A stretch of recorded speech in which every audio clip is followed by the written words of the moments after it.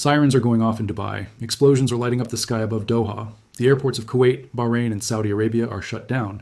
And in the span of just 7 days, the world has watched in complete disbelief as one country launched hundreds of missiles and drones at its own Muslim neighbors, countries it once called brothers. The question that every analyst, every government, and every ordinary person on this planet is asking right now is simple but devastating. Why?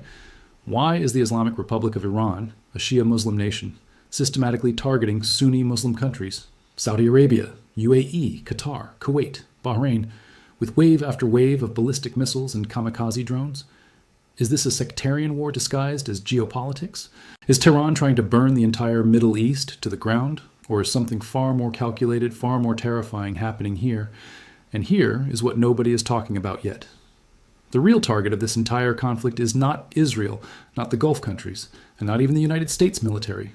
The real target is you, your gas bill, your flights, your savings, your pension.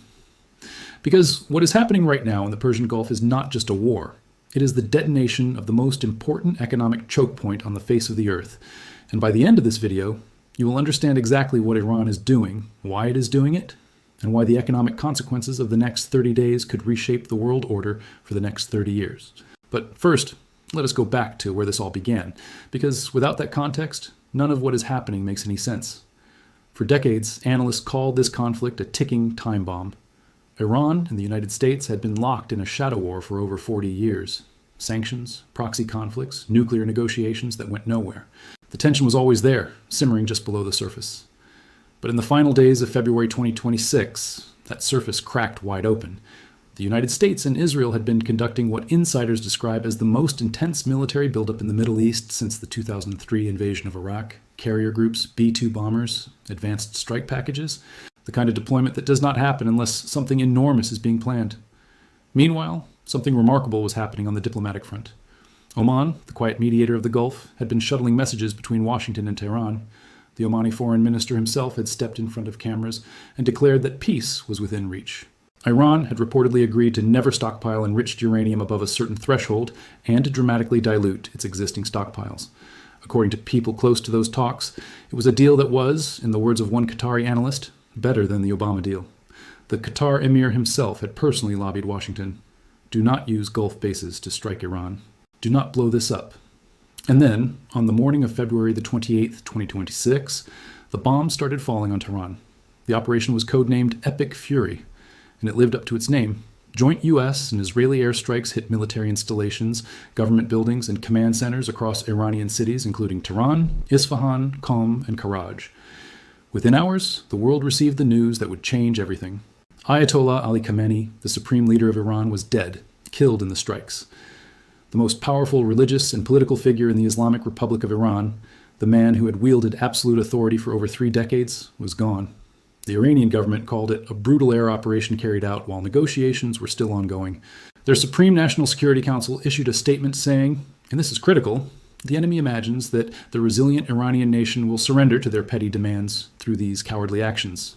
Those words matter, because they tell you exactly what came next. Iran named its response Operation True Promise 24. And within hours of the first U.S. and Israeli bombs falling on Tehran, Iranian missiles were already in the air. But here's the thing that shocked every analyst, every government, every military expert watching this unfold. Iran did not just fire back at Israel and U.S. bases. Within the first 48 hours, Tehran launched missiles and drones at every single member of the Gulf Cooperation Council: the UAE, Saudi Arabia, Qatar, Kuwait, Oman, Bahrain, all 6, simultaneously. For the very first time in history, all GCC states were targeted by the same actor within a 24-hour period. A researcher at Qatar University's Gulf Studies Center described it as the nightmare scenario that the Gulf's political elite had feared for decades, and now it had arrived. Now, pause here for a second, because this is the moment where most people watching this conflict get confused. Iran and Saudi Arabia, Iran and the UAE, Iran and Qatar, these are not enemies in the way that, say, Iran and Israel are enemies. Qatar had been Iran's quiet partner in managing the shared North Dome gas field for years. Oman had just been mediating peace talks on Iran's behalf. Why would Tehran turn around and launch hundreds of weapons at countries that were, just days earlier, trying to save it from war? The answer to that question is not simple, and it is definitely not just about religion. But we will get to the full explanation in a moment. Because first, you need to understand just how catastrophic those first days of attacks were. Because the scale of what Iran unleashed on the Gulf is something most people do not fully grasp. Let us start with Bahrain. This small island kingdom of barely 1.5 million people suddenly found itself in the middle of a war it never asked for. Bahrain hosts the U.S. Navy's Fifth Fleet, the most powerful naval force ever positioned in the Gulf region, and Iran went after it immediately. Within hours of the conflict starting, a missile attack targeted the Fifth Fleet headquarters in Manama. Then, footage began circulating showing an Iranian Shahed drone, a slow-moving but incredibly precise kamikaze drone, smashing directly into a tower block near the headquarters and setting it ablaze. Residential buildings in Manama were hit. The Bahrain Defense Force activated air raid alerts. Citizens were told to shelter in place and leave their homes only in cases of extreme necessity. And this was just day one. Over the course of the following week, Bahrain's air defense systems destroyed 78 missiles and 143 drones targeting Bahraini territory. 143 drones, aimed at a country the size of a small city. The General Command of the Bahrain Defense Force described the attacks as treacherous. And just days ago, on March 6th, Iranian drones targeted the Financial Harbor Towers complex in Manama, the same building complex that houses the Israeli embassy in Bahrain. The attack was intercepted, but the message was unmistakable. Now move west to Kuwait. Ali al-Salem Air Base, which hosts a significant number of U.S. military aircraft, was hit by ballistic missiles on day one. Kuwaiti air defenses intercepted the majority of them, but drones penetrated Kuwaiti airspace and reached the residential neighborhoods of Rumaithia and Salwa. Smoke was seen billowing near the U.S. Embassy in Kuwait City. Then, on day 3, Iran directly targeted the U.S. Embassy building itself. Kuwait's foreign ministry called it a flagrant violation of all international norms and laws. The Vienna Convention, the Geneva Conventions, all of it torn up. The U.S. Embassy in Kuwait suspended all operations, and Iran's army announced that more attacks on U.S. bases in Kuwait would follow. But nothing that happened in Bahrain or Kuwait quite prepared the world for what unfolded in the UAE, Dubai, the gleaming futuristic city, the financial capital of the Middle East, the hub through which 90 million passengers pass every year. Explosions lit up the Dubai skyline. Debris from intercepted missiles fell on landmark buildings. The airport was closed. Emirates Airlines, one of the world's most important carriers, suspended flights. Within the first few days, the UAE Defense Ministry reported that 186 missiles had been launched at the country. 186 missiles. On top of that, 812 Iranian drones were tracked. 812. The air defense systems managed to intercept 755 of them, but the rest, 57 drones, fell within UAE territory, causing what the ministry described as material damage. 3 people were killed, at least 58 were injured, and the economic damage, which we will get to in detail, was immediate and enormous. Qatar. This is where things got especially dramatic, because Qatar's position in this conflict is one of the most extraordinary geopolitical contradictions in modern history. Qatar had, as recently as days before this war began, been lobbying Washington not to use Gulf bases to attack Iran. The Qatari emir had personally appealed for restraint. Qatar had maintained diplomatic back channels with Tehran for years, and then Iran started firing missiles at Doha anyway. The Al Udeid Air Base, the largest U.S. military installation in the Middle East, was hit on day 1. Iran fired at Qatar's long-range early warning radar in the north of the country. And then, as the days progressed, the attacks intensified. AFP journalists on the ground in Doha described the explosions on day 6 as some of the most intense since the conflict began. Columns of black smoke rose over the Doha skyline. Qatar intercepted attacks aimed at its international airport, the civilian airport. Majed al-Ansari, Qatar's foreign ministry spokesperson, appeared on CNN and said something that captured the surreal horror of the moment.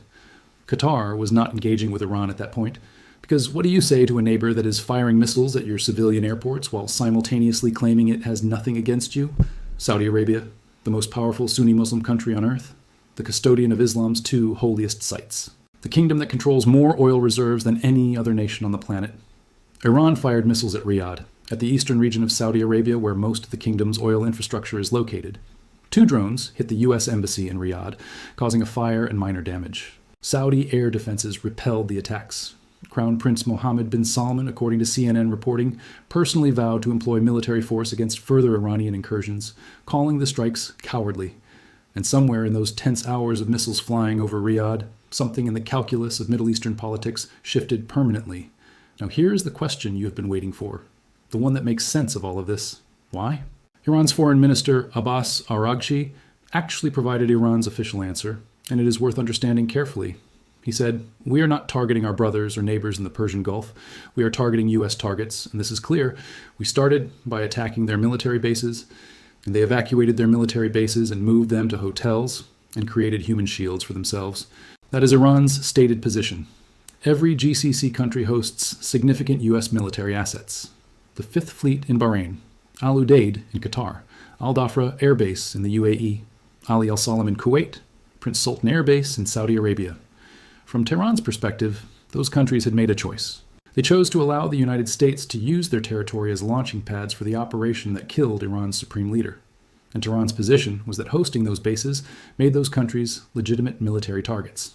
But here is where the Shia-Sunni dimension becomes impossible to ignore, even if it is not the primary driver.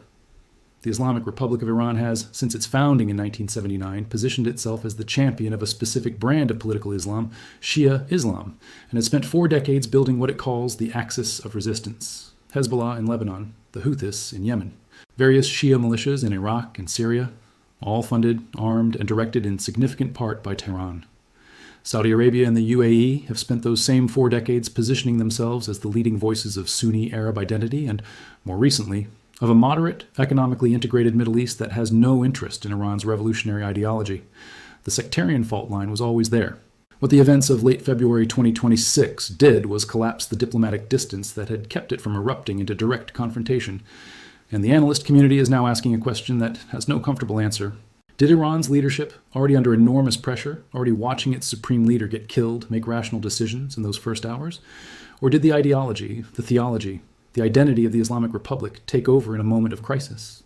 Luciano Zaccaria, an Iran and Gulf analyst at Qatar University, offered what is probably the most honest assessment.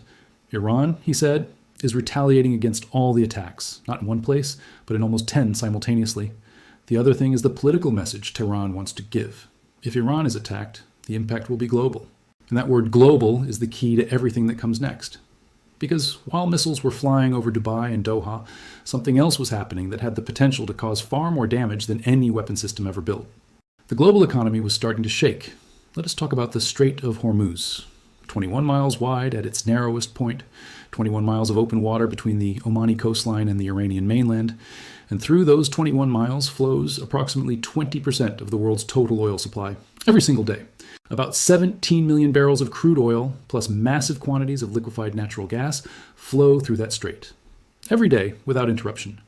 The economies of Japan, South Korea, China, India, and much of Europe are structurally dependent on that flow continuing. Sea vessels operating in the Gulf began receiving messages about the possible closure of the Strait of Hormuz from the UK Maritime Trade Operations Agency, within hours of the conflict starting. The strait had not been fully closed since the Iran-Iraq War in the 1980s, but the threat alone was enough to send energy markets into convulsions. Brent crude oil prices, which had been sitting around $70 per barrel before the conflict began, spiked past $80 within days, a 15% increase in less than a week. And that was with the strait technically still open. Energy analysts and traders were already pricing in the possibility of a prolonged disruption. Goldman Sachs and JP Morgan both issued emergency notes to clients. The scenarios being modeled were alarming. If the strait was even partially disrupted for 2 to 4 weeks, Brent crude could reach $100 per barrel. If it was fully closed for a month, the models produced numbers that had not been seen since the 2008 oil crisis. $130, $150. Those are numbers that translate directly into what ordinary people in Britain, Germany, America, Japan, and India pay at the gas pump, into what airlines pay for jet fuel and what that does to ticket prices, into what trucking companies pay to move goods, and what that does to the price of everything on every shelf in every supermarket on Earth. But the energy shock was only one dimension of the economic disaster unfolding. Let us talk about Qatar Energy, the world's largest producer of liquefied natural gas. Qatar sits on top of the North Dome gas field, the single largest natural gas reserve on the planet. And in the early days of the conflict, Qatar Energy announced that it was halting LNG production. Completely. Think about what that means. Europe, which had spent the years since the Russia-Ukraine war desperately diversifying away from Russian gas and building up LNG import terminals specifically to receive Qatari gas, suddenly found itself staring at a supply cliff. European gas futures prices, which had already been elevated due to the Ukraine conflict, surged again. For ordinary households in Germany, France, and Britain that were already paying elevated energy bills, this was another hammer blow. The aviation sector was hit almost simultaneously. Bahrain, Iraq, Israel, Kuwait, Qatar, Syria, and the UAE all closed their airspace following the attacks. Emirates Airlines, the backbone of global connectivity between Europe, Africa, and Asia, suspended flights and then resumed only a reduced schedule. Qatar Airways operated limited relief flights. Thousands of passengers were stranded across the Gulf. India's government facilitated the return of over 7,000 stranded Indian nationals from the UAE alone in just 3 days, with more flights being arranged. India's Central Board of Secondary Education canceled examinations scheduled between March 7th and March 11th for students in the UAE, Bahrain, Iran, Kuwait, Qatar, Oman, and Saudi Arabia. Schools in Dubai were sent on an emergency spring break. The human scale of disruption was staggering. Now add to this the stock market reaction. The Dow Jones Industrial Average fell over 400 points on March 2nd alone. Stock markets in Europe, Asia, and the Gulf all saw significant declines. Defense stocks surged. Energy stocks surged. Everything else fell. Travel companies, airlines, hotel groups, consumer goods companies, retail chains, all of them saw their valuations drop as investors processed the reality that the world's most important energy corridor was now a war zone. The Washington-based Center for Strategic and International Studies estimated that just the first 100 hours of Operation Epic Fury cost the United States $7 billion. That is approximately $891 million per day of direct military operational costs for the U.S. alone. And the vast majority of that expenditure, $5 billion, had not been budgeted for. For context on what this means for the wider global economy, Italian intelligence agencies issued a formal assessment warning that the entire eastern Mediterranean region faced a growing risk of destabilization, primarily through the impact on energy markets and the supply security of the Suez Canal and Red Sea route, the Indo-Mediterranean trade corridor that connects Asian manufacturing to European consumers. If the Houthis in Yemen decided to escalate their own activity in the Gulf of Aden in solidarity with Iran, the Red Sea trade route that had already been disrupted once before would face another major shock. And then there was this satellite imagery development that almost nobody outside the intelligence community noticed, but that experts immediately recognized as enormously significant. Planet Labs, one of the world's major providers of high-resolution commercial satellite imagery, announced a mandatory 96-hour delay on all new images collected over the Gulf states. The stated reason was to prevent adversarial actors from using the imagery to endanger allied and civilian personnel. That kind of imagery blackout is extraordinary. It signals that what is happening on the ground is sensitive enough that even the secondary flow of information needs to be controlled.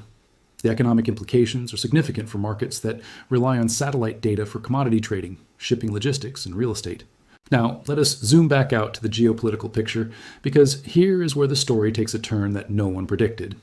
Remember that this conflict began ostensibly as a confrontation between Iran and the U.S.-Israeli alliance, a Shia government versus the Jewish state and its American backers.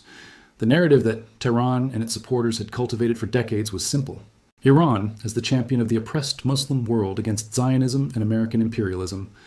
That narrative was the entire basis of Iran's regional legitimacy. It was the argument Iran used to justify arming Hezbollah. It was the argument Iran used when it called for the destruction of Israel. It was the argument that gave Iran influence in places like Pakistan, Iraq, Lebanon, and even among some Sunni populations who agreed with the anti-Israel ideology, even if they disagreed with Shia theology. And then Iran fired 143 drones at Bahrain, and 812 drones at the UAE, and missiles at Riyadh, and drones at the U.S. Embassy in Kuwait, and the entire edifice of that narrative collapsed. Because you cannot claim to be the defender of the Muslim world while simultaneously firing ballistic missiles at Muslim cities. You cannot present yourself as the anti-imperialist champion of the oppressed while attacking the airports through which millions of Muslim workers, students, and families travel every day. The Jerusalem Post, not a publication that typically celebrates Gulf Arab states, made an observation that is geopolitically profound. By targeting every GCC member simultaneously, Tehran achieved something that decades of U.S. diplomacy and Israeli lobbying had failed to achieve. It placed Israel and Qatar effectively on the same side of a conflict. For the first time in modern history, the Gulf's Sunni Arab states and Israel were facing the same missiles, launched by the same enemy, at the same moment. Benjamin Netanyahu had spent years arguing for what he called an Abraham alliance, a formal regional security architecture linking Israel with moderate Sunni Arab states against their common Iranian adversary. That idea was always dismissed as too optimistic, too politically difficult given the unresolved Palestinian question. But when Iranian missiles are raining down on Dubai and Doha, the Palestinian question suddenly becomes a secondary concern in the capitals of Riyadh and Abu Dhabi.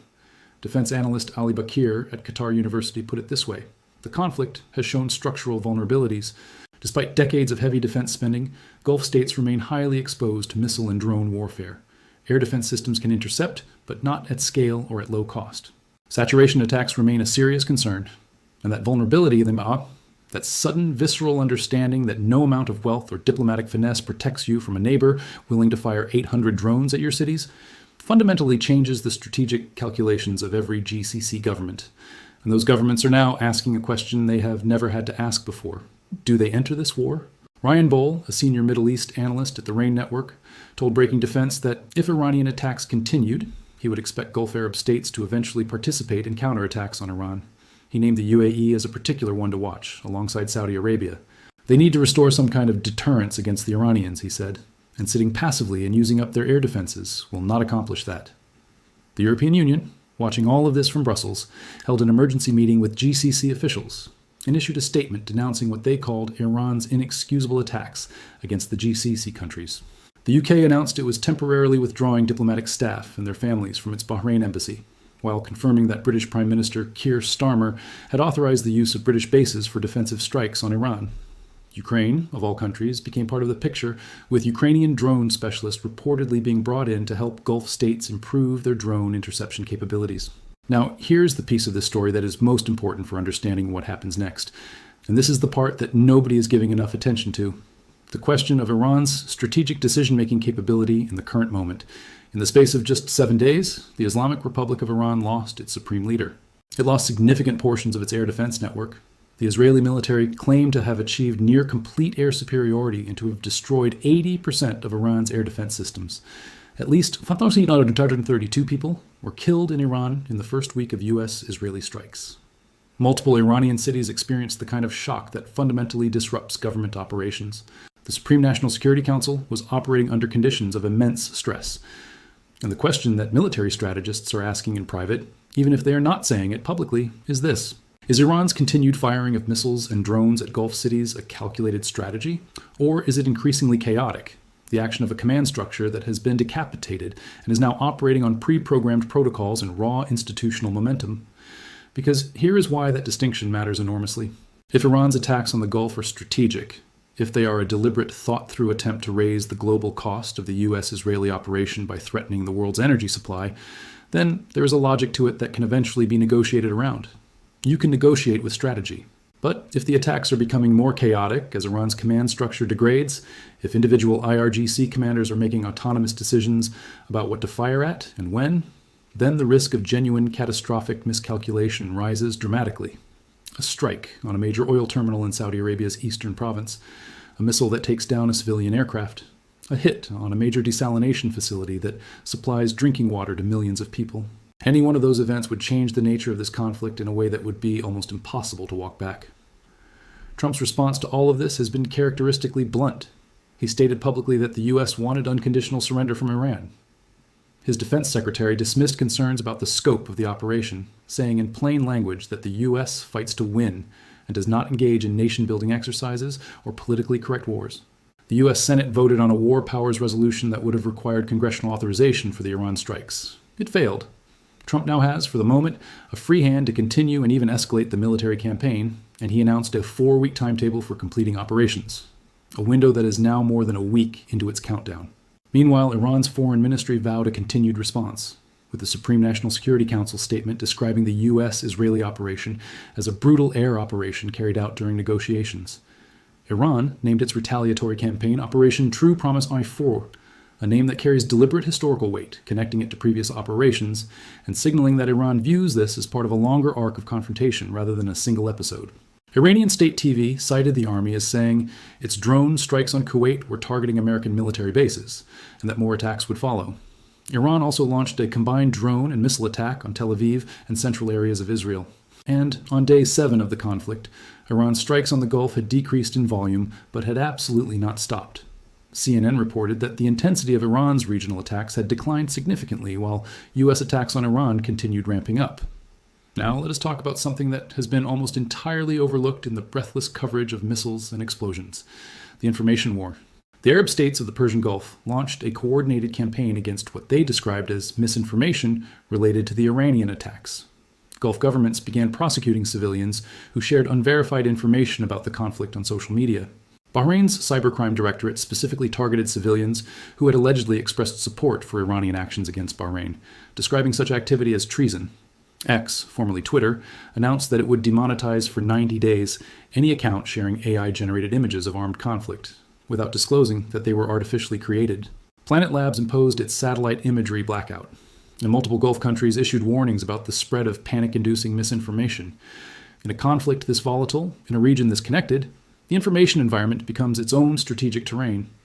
What people believe about who is winning, who is justified, and what is actually happening on the ground shapes political pressure in ways that can directly affect military and diplomatic decisions. And speaking of information, let us address one more dimension that has barely been covered: the domestic situation inside Iran itself. In January 2026, just weeks before this war began, Iranian security forces killed thousands of protesters during what observers described as the largest protests since the Islamic Revolution. This is the context in which the U.S.-Israeli operation was launched. A regime that was already under immense internal pressure. A population that had already been pushed to the edge by decades of economic mismanagement, international sanctions, and political repression. The decision to launch Epic Fury came, from the US and Israeli perspective, at a moment when the regime appeared vulnerable.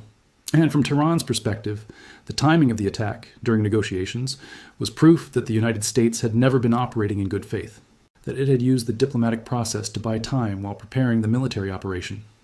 The human consequences inside Iran are beginning to emerge, even through the information blackout. Multiple cities have become what witnesses describe as ghost towns, with civilians too afraid to go outside.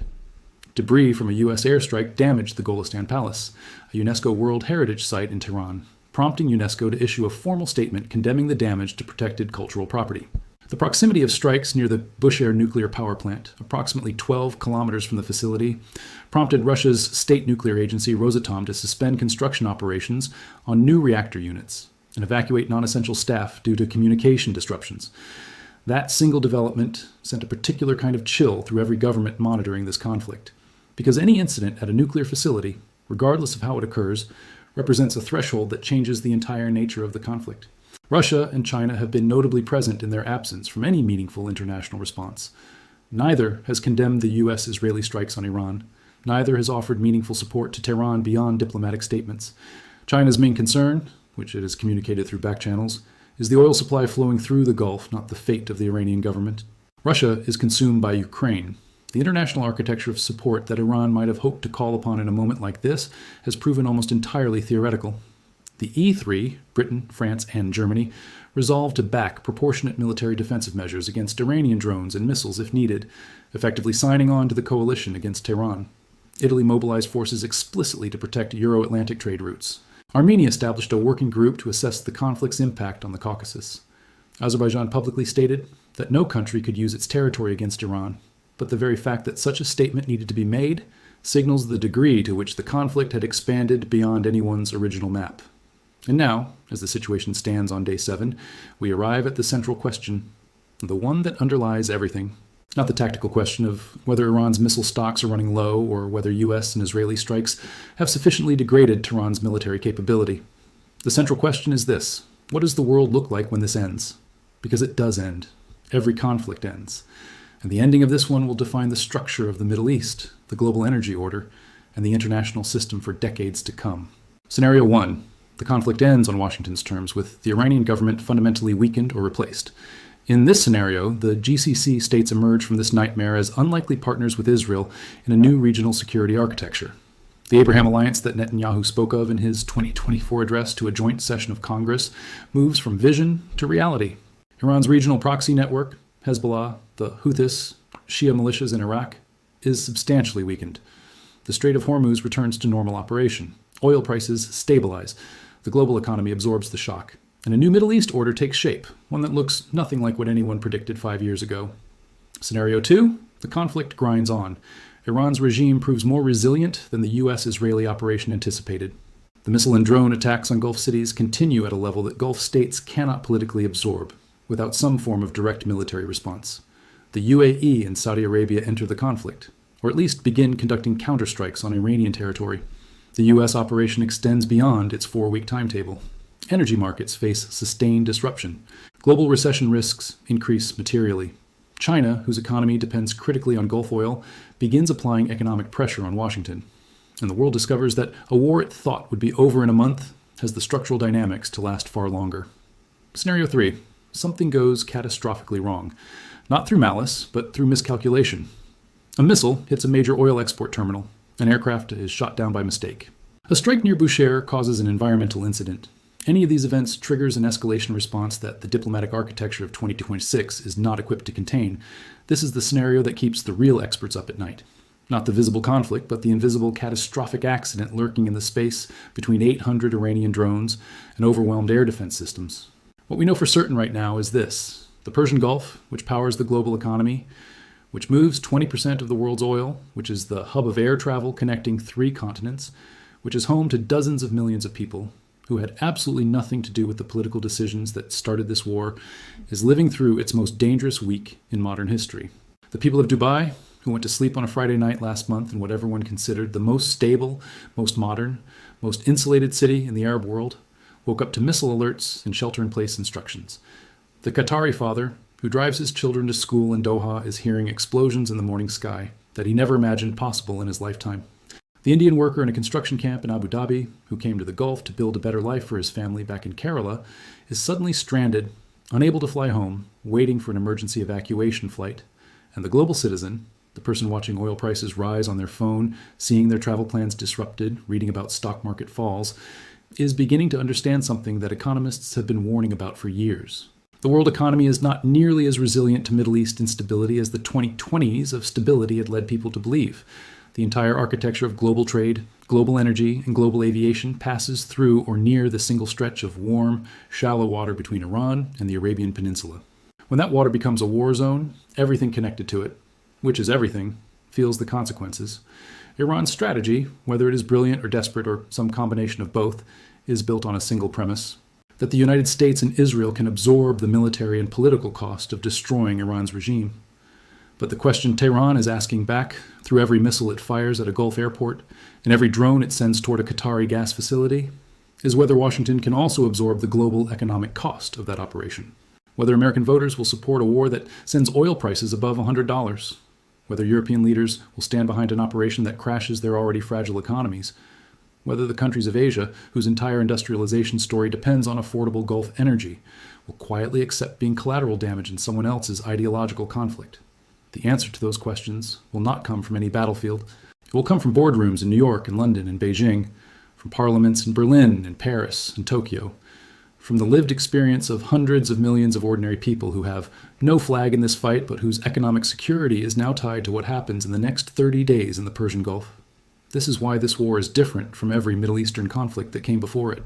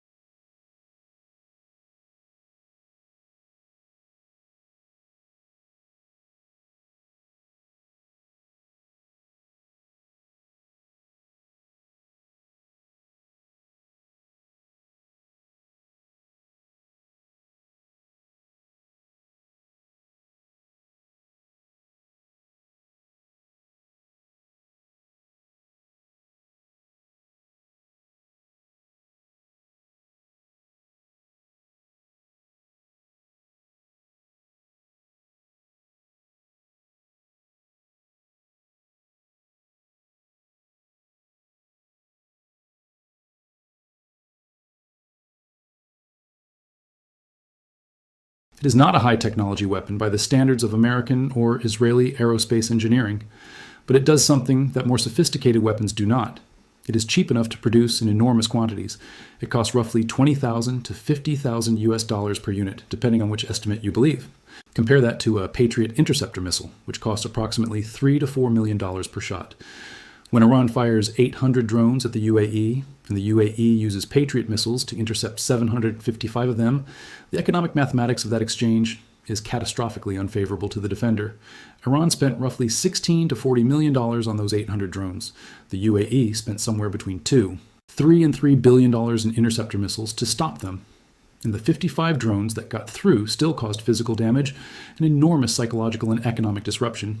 This is the cruel arithmetic of modern drone warfare. And it is an arithmetic that Gulf states, for all their wealth and all their American-supplied air defense hardware, have no comfortable answer to its scale.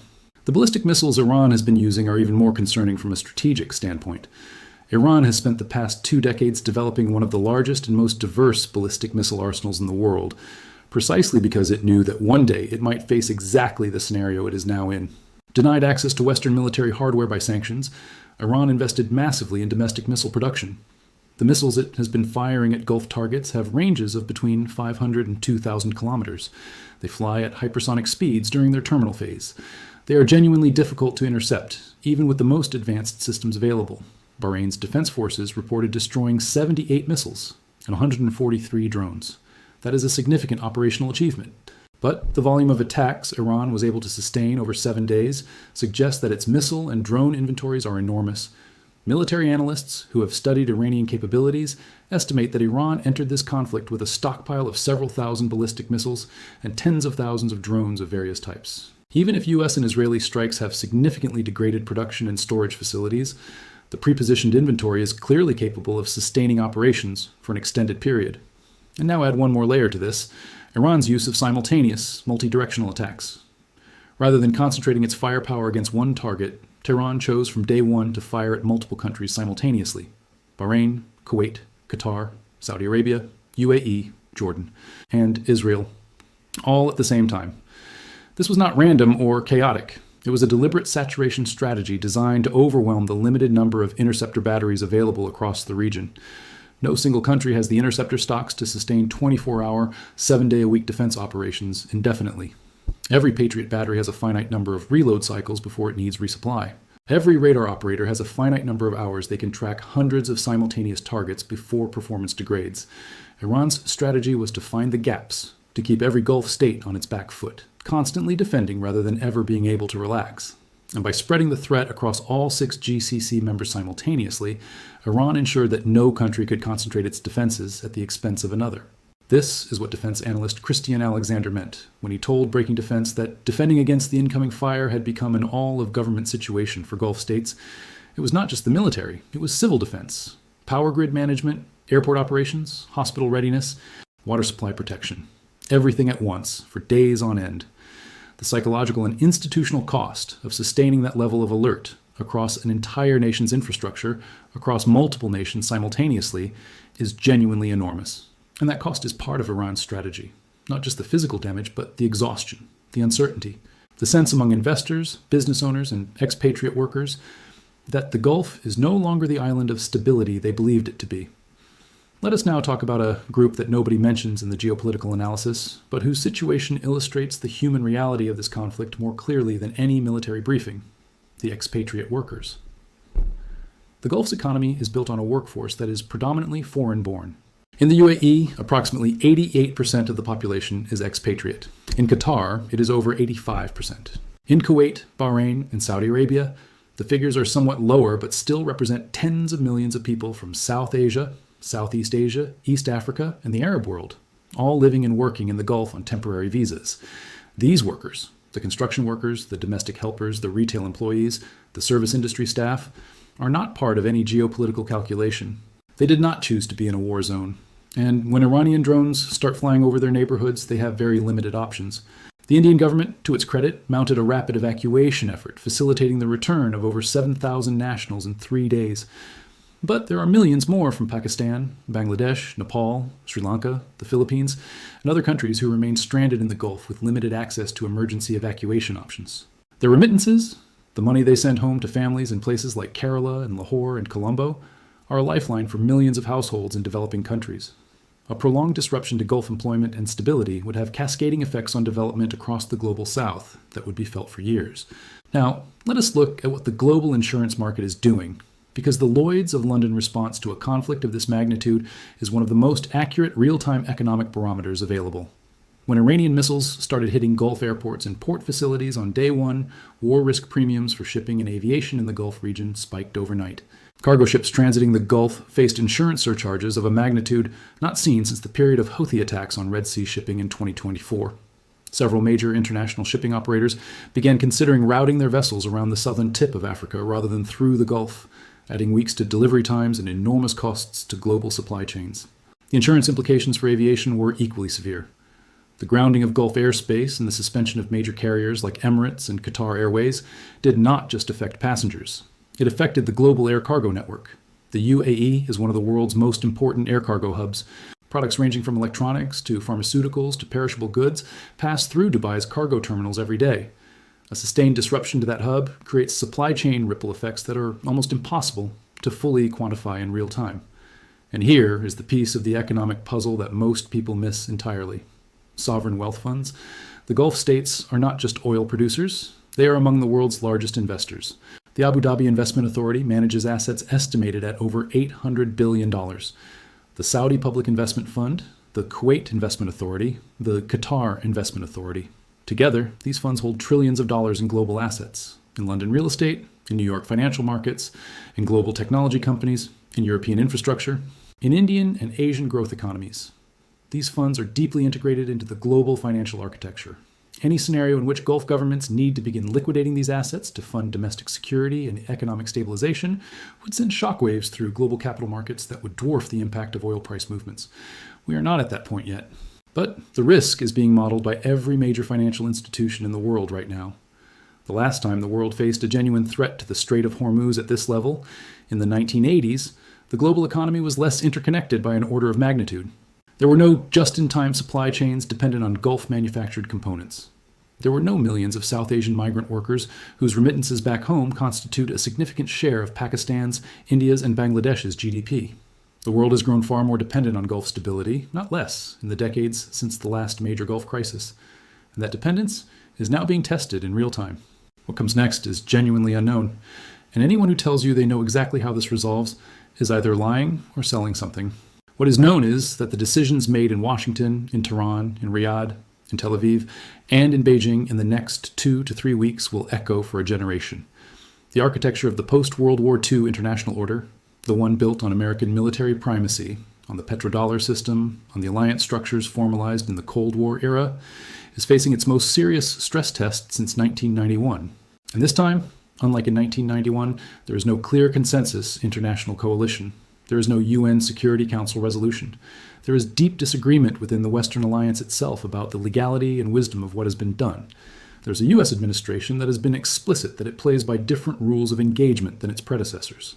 And there is an Iran that, even as it faces the most devastating military campaign in its history, is demonstrating a capacity to cause regional economic disruption that is disproportionate to whatever military capability it has left.